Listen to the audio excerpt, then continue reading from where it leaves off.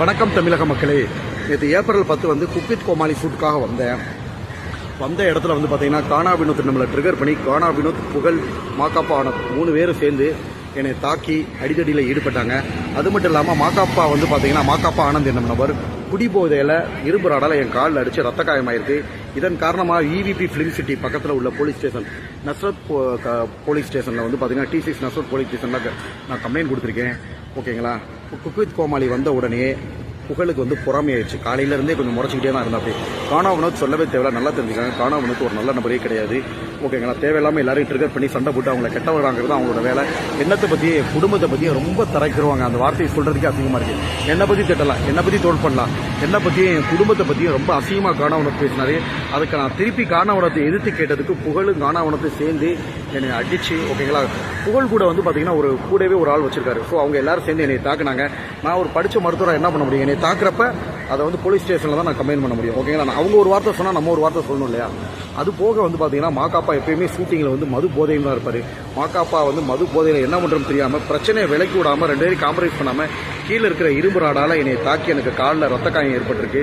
இதை வந்து பார்த்தீங்கன்னா ப்ரெஸ் மீட்டும் கொடுத்துருக்கேன். அந்த நஸ்ரத் போலீஸ் ஸ்டேஷன் காவல் நிலையத்திலையும் நான் புகார் அளிச்சிருக்கேன்.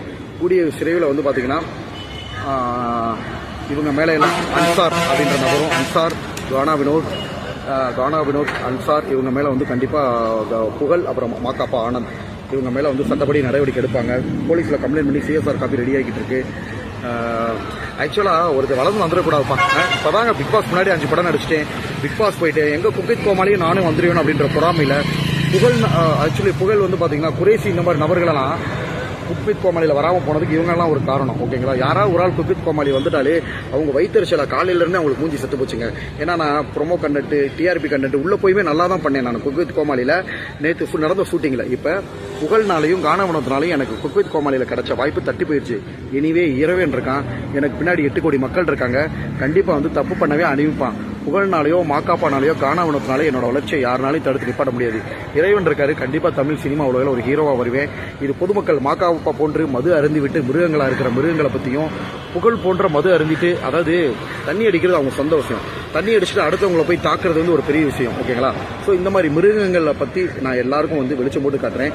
உடனடியாக காவல் நிலைகள், பசுத்தோல் பொருத்திய புலி, மாக்காப்பா போன்ற குடிவெறி கொண்ட மிருகங்கள், ஆக்சுவலாக மதுபானம் அருந்திட்டு குடிவெறி கொண்ட மிருகங்களையும், புகழ் போன்ற பொறாமை போட்டி கொண்ட போட்டி இருக்கலாம், தப்பே இல்லை. பொறாமை வைத்தறிச்சல் புகழா மாக்காப்பாவா திவாகரான்னு பார்த்தா திவாகர் தான். ஓகேங்களா. மாக்காப்பாவுக்கும் செல்லவே கிடையாது. மாக்காப்பா மாதிரி புகழ் மாதிரி நான் எந்த இடத்துல விளம்பரம் பண்ணி சாப்பிடல. நான் உழைச்சி சம்பாரித்து சாப்பிட்றேன். ஓகேங்களா. ஸோ கண்டிப்பாக மக்கள் மத்தியில் ஓகேங்களா இந்த பிரச்சனை